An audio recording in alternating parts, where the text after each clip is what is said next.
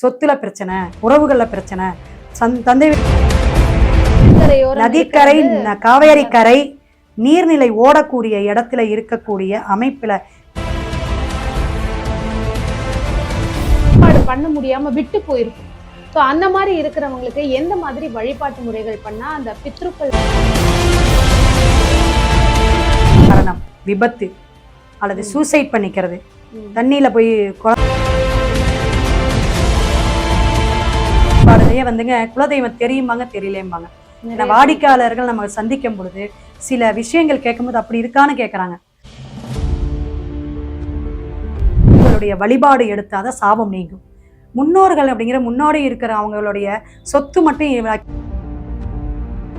பிரச்சனைகளை கொடுக்கணும் அப்படின்னா குடும்ப தலைவனுக்கு பிரச்சனை. குடும்ப தலைவனா இருக்கிற கணவருக்கோ அல்லது அப்பாங்கிற வழியில அப்ப ஒரு வருஷத்துக்கு 2 தடவையாவது கொடுக்கணும். தை மாசம் பெண் சாபம் வாங்கின ஜாதகம்,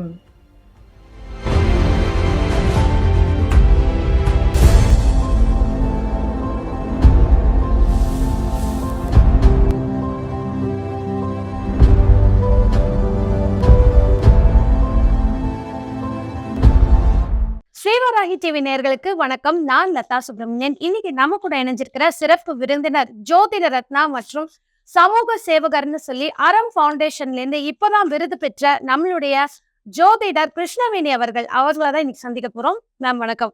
வணக்கம், நமஸ்காரம். கடந்த பதிவுகள் எல்லாமே மக்களுக்கு ரொம்ப பயனுள்ள பதிவாக தான் இருந்தது. இப்போ இந்த பதிவுல என்னன்னா, நம்மளுடைய முன்னோர்களுடைய வழிபாட்டு முறை அப்படின்னு சொல்லி இருக்கும். சில பேர் வெளிநாட்டுல இருப்பாங்க, சில பேர் இங்கே இருந்து அவங்களுடைய வழிபாடு பண்ண முடியாம விட்டு போயிருக்கும். ஸோ அந்த மாதிரி இருக்கிறவங்களுக்கு எந்த மாதிரி வழிபாட்டு முறைகள் பண்ணா அந்த பித்ருக்களுடைய சாபத்திலிருந்து அவங்களால வர முடியும்? அருமையான கேள்விங்க. ஏன்னா இன்னைக்கு வாழ்க்கை நடைமுறைகள், இந்த ட்ரெடிஷனல் அது இதுன்னு நம்ம கலாச்சாரம் மாறிடுச்சு, பண்பாடு மாறிட்டு தான் வந்துட்டு இருக்கு. மக்களிடையே ஒரு விழிப்புணர்வே இல்லாம போயிட்டு இருக்கு. ஏனோதான் வழிபாடு எடுக்கிறாங்க. அதுல அந்த வழிபாட்டு முறையில சில முறைகள் தவறாக எடுத்துட்டு இருக்காங்கன்னே நான் சொல்லுவேன். இந்த குலதெய்வ வழிபாடுலயே குலதெய்வம் தெரியுமாங்க தெரியலேம்பாங்க. வாடிக்கையாளர்கள் நம்ம சந்திக்கும் பொழுது சில விஷயங்கள் கேட்கும்போது அப்படி இருக்கான்னு கேட்கறாங்க. அப்ப நான் மாமனாருக்கு தர்ப்பணம் கொடுக்கல, அப்பா இறந்தாங்க தர்ப்பண திதி கொடுக்கல, திதி தர்ப்பணம் அப்படிங்கிறதெல்லாம் நமக்கு கண்டிப்பா கொடுக்கணும். இதுதான் முன்னோர்களுடைய சாபம். முன்னோர்களுடைய வழிபாடு எடுத்தாத சாபம் நீங்கும். முன்னோர்கள் அப்படிங்கிற முன்னாடி இருக்கிற அவங்களுடைய சொத்து மட்டும் வைக்கல, எதுவும் பண்ணல, நான் ஏன் அதை வழிபாடு எடுக்கணும்னு கேட்கறாங்க. விளையாட்டா கேட்கற மாதிரி இருக்கு. அதனால சொத்து மட்டும்தான் நமக்கு வச்சுட்டு போனா அந்த பொருளை மட்டும் நம்ம அவங்களுடைய பாவ புண்ணிய கணக்கு நமக்கு நம்ம வழி மகன் பேரன் வழி வரையும் போகுங்க. 3 தலைமுறைக்கு போகும் அப்படிமா. சரிங்களா? அப்ப அவங்க புண்ணியம் சேர்த்து வச்சாலும் பாவம் சேர்த்து இந்த 2 தார தோஷம்லாம் எடுத்து சொல்லுவோம். உங்க தாத்தாவுக்கு ஆமாங்க. அப்படி அந்த காலத்துல அக்கா தங்கச்சியை ஒரே ஆள் கல்யாணம் பண்ணிக்குவாங்க. நிறைய 2 பொண்டாட்டி. ஆமாங்க. பெண் சாபம்னு அது ஒரு கான்செப்ட். இதெல்லாம் நிறைய இருக்குங்க. சோ ராகு கேது இது அடக்கங்க. ராகு பகவான் அப்படிங்கிறது தந்தை வழியை சொல்லக்கூடிய முன்னோர்கள்ங்க. கேது பகவான் அப்படிங்கிறது தாய் வழியோட சொல்லக்கூடிய முன்னோர்களுடையது. ஜாதகத்துல இந்த ராகு, ஆமாங்க, ராகு கேது எந்த இடத்துல இருக்கு, எந்த பாவகத்துல இருக்கு, என்ன தசாபுத்தி நடக்குது, ராகு கேது தசாபுத்தி 5ஆம் இடத்துல உட்காந்து அங்க கண்டிப்பா நம்ம இவங்களுடைய சாபக்கேடுன்னு எடுத்துடலாங்க. இப்ப ராகு கேது தோஷம் மட்டும் தான் நம்ம பார்த்துட்டு இருக்கோம். அந்த பூர்வ புண்ணியஸ்தானம் 5ஆம் பாவத்தை பார்க்கணும், 9ஆம் பாவகத்தை பார்க்கணும். இந்த மாதிரி பார்த்தாதான் நமக்கு தெரியும் தந்தை வழியும் தாய் வழியும். 4ஆம் இடத்தில் தாய் வழியிலையும் இருக்கான்னு பார்க்கணும். இப்ப சந்திரன் ராகு, அதே மாதிரி சூரியன் ராகு, இதெல்லாம் நமக்கு என்னன்னா கிரகண தோஷம். இப்ப இந்த கிரகண தோஷமே எதனால வருது? சூரியன் செவ்வாய் ஒரு 5ல இருக்கு, மேச லக்ன ராசி ஏதோ ஒன்று வச்சுக்கோங்க. இங்க சிம்மம்ங்கிறது 5ஆம் பாவம். சூரியனும் செவ்வாவும் இருந்தா தந்தை வழியில பிரச்சனைகள், சொத்துல பிரச்சனை, உறவுகள்ல பிரச்சனை, தந்தை வழியில ஒரு உறவுக்கு கண்டிப்பாக வாரிசு இல்லாம போறது. ஏன்னா இந்த ஆண் வாரிசு அப்படின்னு கொடுக்கறது குலதெய்வத்தை நம்ம குலம் சார்ந்து வம்சாவிருத்தியாக வழிபாடு எடுத்துக்கிட்டே வரணுங்க. இதெல்லாம் ஒரு விஷயம் நிறைய இருக்குது. அது இன்னொரு பதிவுல சொல்லலாம். நம்ம இப்ப முன்னோர்களுடைய சாபம். அப்ப இந்த முன்னோர்களுடைய சாபம் நீங்குவதற்கு பித்துரு மாத்திரு சாபம் நீங்குவதற்குன்னு சொல்லலாம். பித்துரு சாபமும் மாத்திரு சாபமும் நீங்குவதற்கு இதுக்கு ஒரே வழி அப்படிங்கிறதுலாம் கிடையாது. ஏன்னா தொடர்ந்து நம்ம அமாவாசை தர்ப்பணம் கொடுக்கறது, மகாலய அமாவாசை, இது மாதிரி பிரச்சனைகள்லாம் இருந்து தப்பிக்கிறதுக்கு அதுங்க மகாலய அமாவாசை. என்ன பிரச்சனைகளை கொடுக்கணும் அப்படின்னா குடும்ப தலைவனுக்கு பிரச்சனை. குடும்ப தலைவனா இருக்கிற கணவருக்கோ அல்லது அப்பாங்கிற வழியில திருமணம் அப்பாவுக்குங்க. இப்படி அவங்களுக்கு என்னன்னா தொழில் அல்லது நோய் நொடியை கொடுக்கறது, வருமான பீடையை கொடுக்கறது, குடும்பத்துல ஒற்றுமை குலைவு, 35 வயசு 40 வயசு ஆகி கல்யாணம் ஆகாம உட்காந்துருக்கிறது, வீடே அமையாம இருக்கிறது, நல்லா ஒரு 4 டிகிரி படிச்சுட்டு 40,000 30,000 சம்பாரிச்சிட்டு இருக்கிறது, ஒண்ணுமே இல்லைங்க, ஒரு டிகிரி தான் முடிச்சாரு, பிஎஸ்சி கம்ப்யூட்டர் சயின்ஸ் ஐடில 1,50,000 லட்சம் சம்பாதிக்கிறாங்கன்னு சொல்றது. அது பெண்கள் நல்லா வருமானம் பண்றாங்க ஐடிலேங்கிறாங்க. இப்படி அவங்களுடைய வருத்தமெல்லாம் வந்து வாடிக்கையாளர்கள் சொல்லும் போது ஃபர்ஸ்ட் நம்ம 5ஆம் பாவம் 159 எப்படி இருக்குன்னு பார்ப்பேங்க. முன்னோர்கள் சார்பம் இருக்கான்னு பார்ப்போம். குலதெய்வ வழிபாடு இவங்களுக்கு இருக்கா அந்த ஜாதகத்துலன்னு பார்ப்போம். இந்த 2 அடிபட்டு போயிடும். அப்ப குலதெய்வ வழிபாடு மஸ்ட்ங்கிற மாதிரி இந்த முன்னோர்கள் சாபம் நிவர்த்தி பண்ணிக்கணும். இப்ப இதுவரை நான் செய்யவே இல்லைங்க, தர்ப்பணம் கொடுக்கல, திதி கொடுக்கல, எதுவுமே செய்யல, எனக்கு தெரிய மாட்டேங்குது அப்படிங்கிறது விஷயங்கள் நிறைய மக்கள் இருக்காங்க. அவங்க அந்த நேயர்கள் எல்லாமே இன்னைக்கு இதை கேட்டுக்கிறது ரொம்ப விசேஷம், குறிப்பெடுத்துக்கிறது அதை விட விசேஷம். ஸோ இவங்கெல்லாம் என்ன பண்ணணும் அப்படின்னா, அமாவாசையில நல்ல ஒரு பிராமணருக்கு போயிட்டு வச்சு நம்ம நீர்நிலை பகுதியில இருக்கக்கூடிய சிவன் ஸ்தலம் தான் பெஸ்ட்டுங்க. அல்லது சிவன் விஷ்ணு பிரம்மான்னு இருக்கக்கூடிய கொடுமுடி பெஸ்ட். நதிக்கரை, காவேரி கரை, நீர்நிலை ஓடக்கூடிய இடத்துல இருக்கக்கூடிய அமைப்புல இருக்கிற கோயில்ல தர்ப்பணம் கொடுக்கணும். இப்ப கரூர் எடுத்துக்கிட்டா நெரூர் சதாசிவம் கோயில், அங்க வந்து சிறப்பா செய்யறாங்க. அங்க காவேரி ஆறு, அடுத்தது கொடுமுடிங்க. இதெல்லாம் இப்ப இந்த திருச்சி மாவட்டத்துல இருக்கிறவங்க ஸ்ரீரங்கம், இப்படி ஒவ்வொரு இடத்துலயும் கொடுத்துக்கிட்டு இருக்காங்க. முறையா போய் கொடுக்கணும். தர்ப்பணம் கொடுத்துட்டு வந்துதான் வீட்டுல வந்து அவங்க விசேஷமா படையல் போட்டு அவங்களுடைய முன்னோர்களுடைய படத்தை வச்சு தெக்க பார்த்து வச்சு எல்லாமே பூ மாலையெல்லாம் ரோஜா மாலையெல்லாம் போட்டு விசேஷமா செய்யணும். துணி வஸ்திரமெல்லாம் வச்சு படையல் போட்டு சாமி கும்பிடணும். இதெல்லாம் நம்ம சந்தேகம் இருந்தால் நீங்கள் நிறைய கேட்டுக்கலாம். அடுத்தது கோயில் வழிபாடு நான் சொல்கிறேன். இப்போ ஈரோடு மாவட்டம் எடுத்துக்கிட்டிங்கன்னு வச்சுங்க, பவானி கூடுதல் சங்கமேஸ்வரர் அருமையான கோயிலுங்க. நம்மளுடைய அனைத்து பிரச்சனையும் நீங்குங்க. கணவன் மனைவி ஒற்றுமை கொடுக்கக்கூடிய சிவன். ஸோ அங்கே போய் தர்ப்பணம் கொடுக்கறது ரொம்ப ரொம்ப விசேஷம். இங்கே பேரூருங்க, கோயம்புத்தூர். முடிஞ்சவரையும் எல்லா மாவட்டத்தையும் சொல்லிடுறேன். அப்போ இதெல்லாம் நீர்நிலையில் இருக்கக்கூடிய விசேஷமான கோயில் அமைப்பில் அந்த காலகட்டத்தில் அமாவாசை கொடுப்பது சிறப்பு. அப்போ மாதந்தோறும் கொடுக்கணும். அப்போ வருஷத்துக்கு 2 தடவையாவது கொடுக்கணும். தை மாதம், புரட்டாசி மாதம், இந்த மாதிரி மாதத்தில் கொடுக்கும் பொழுது நமக்கு விசேஷம். அடுத்தது மகுடேஸ்வரர் அப்படிங்கிறது கொடுமுடியில் தர்ப்பணம் கொடுக்கறது விசேஷங்க. அடுத்தது வரமூர்த்தீஸ்வரர் அப்படின்னு அரண்வாயல் கவரப்பேட்டைங்கிற இடத்துல இருக்கு. எல்லாமே கூகுளில் நெட்டில் பேரை போட்டாவே வந்துடும், கோயில் மேப்போடையே வந்துருங்க. சூப்பராக நம்ம போயிட்டு செஞ்சுக்கலாம். வீரராகவர் அப்படிங்கிறது திருவள்ளூர் மாவட்டத்தில் இருக்கு, அங்கேயும் போய் கொடுக்கலாம். ராமநாத சுவாமி எல்லாருக்கும் தெரியும், ராமேஸ்வரம், ஸ்ரீ ராமேஸ்வரத்துல போய் கொடுக்க. காசி ராமேஸ்வரத்துல தான் போய் காசி ராமேஸ்வரம் பல வருடங்கள் விட்டவங்க கொடுத்துக்கிட்டே இருந்தாலும் காசியில கொடுக்கறது, காசி விஸ்வநாதர் கோயில போய் கொடுக்கணும், கயாவில் கொடுக்கறது தர்ப்பணம் மிக மிக உசித்தம். ஏன்னா அந்த 32 பிண்டம் வைப்பாங்கங்க. ஆமா, நான் சென்ற ஆண்டு தான் காசிக்கு போயிட்டு இருந்தோம். நம்ம வீட்டு அனிமல்ஸ் இறந்திருந்தா கூட அதுக்கு ஒரு பிண்டம்னு வைக்கிறாங்க. இப்போ எனக்கு ஒரு சந்தேகம் என்னன்னா, நீங்க பித்ருக்களுக்கு சொல்றீங்க, இந்த சிறு வயதுல திருமணம் ஆகாமே இறந்தவங்க இருப்பாங்க, குழந்தைகள் இறந்தவங்க இருப்பாங்க, இந்த மாதிரி விபத்துகள்ல இறந்தவங்க இருப்பாங்க, அவங்களுக்கு குடும்பம் எதுவும் அமைஞ்சிருக்காது. அந்த மாதிரி இருக்கிறவங்களுக்கும் கண்டிப்பா தர்ப்பணம்ங்கிறது கொடுக்கும். கண்டிப்பா எந்த ஒரு ஆத்மா நமக்கு அற்பமா போனாலும், வயசாகி வாழ்ந்து கெட்ட, அதான் சொல்லுவாங்களே, வளர்ந்து கெட்டவங்க, வாழ்ந்து பெரிய கட்ட, ஒரு பெரியவங்க மூத்தவங்க இறந்தாங்க, புதியவர்களுக்கு தான் கிடையாது, நல்லா வாழ்ந்தவர்ப்பா அப்படிம்பாங்க.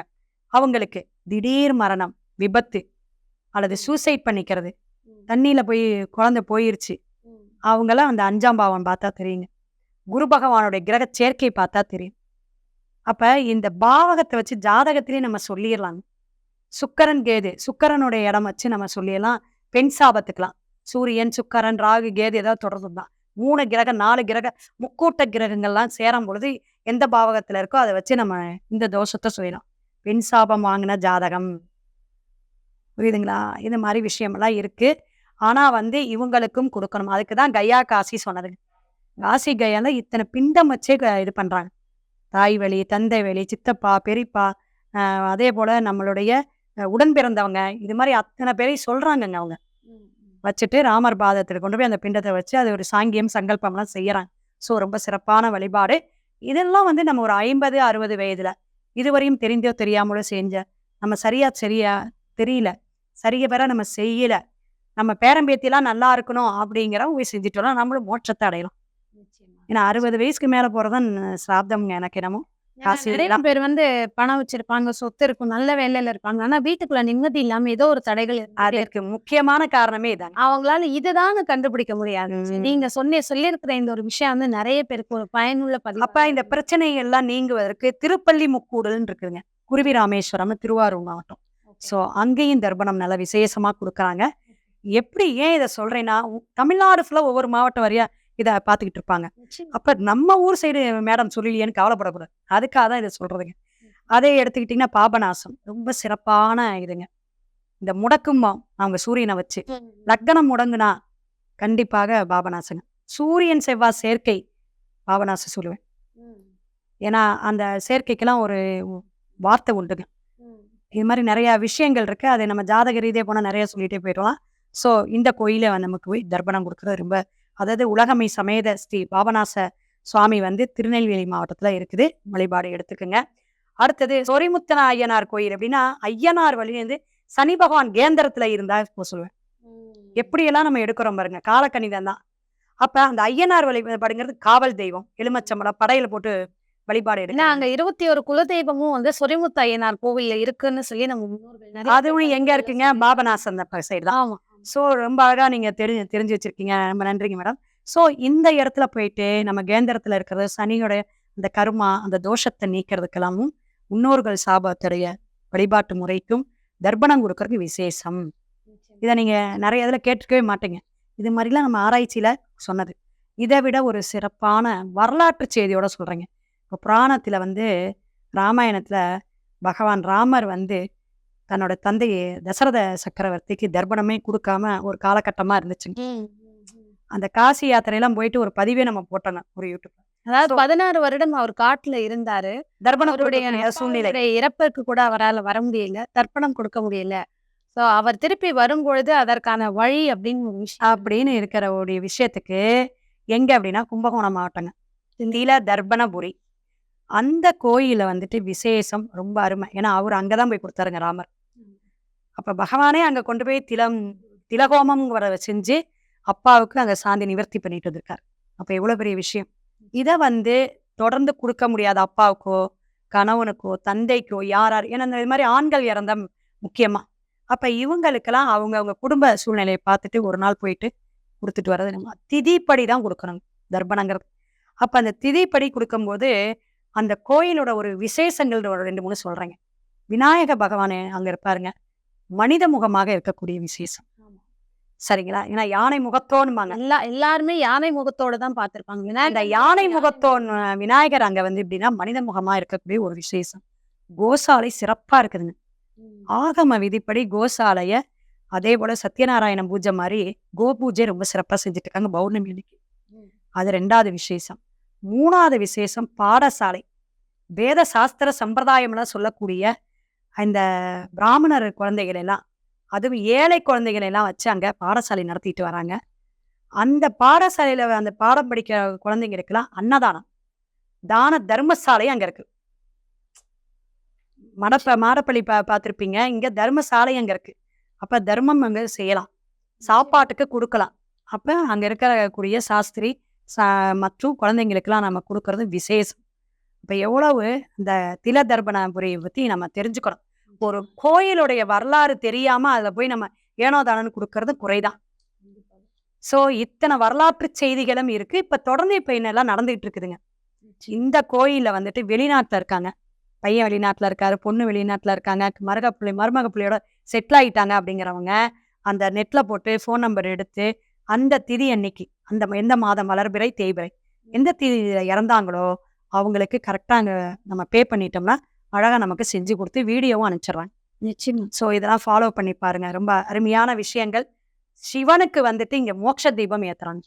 அதை விட இறந்த ஆத்மாவுக்கு இறந்தா ஆமா சிவனுக்கோட பாதத்துல மோட்ச தீபம். அந்த ஆத்மா சாந்தி அடையணும். நல்ல வழிகாட்டணும். நமக்கு அனைத்து சுபிக்ஷத்தையும் கொடுக்கணும். எல்லா கஷ்டத்தையும் நீக்கணும். அப்ப நம்ம சந்ததியும் நல்லா இருப்போம். நம்மளும் ஆரோக்கியமா இருப்போம். எந்த தடையும் இல்லாம இருக்கிறதுக்கு முன்னோர் வழிபாடு இந்த சாபக்கேடெல்லாம் நீக்கி நமக்கு எப்படியெல்லாம் வந்து இந்த தர்ப்பணம் கொடுக்கறனால நமக்கு ஒரு விமோச்சனம் அப்படிங்கிறத நிறைய கோயில்கள் சொல்லியிருக்கேன். ஏதாவது சந்தேகம் இருந்தால் நம்ம ஃபோன் கால் பண்ணி கேட்டுக்கலாம். நிச்சயமா. ஒரு நல்ல ஒரு வாய்ப்பை வந்து கொடுத்துருக்கீங்க நமது சேனலில்.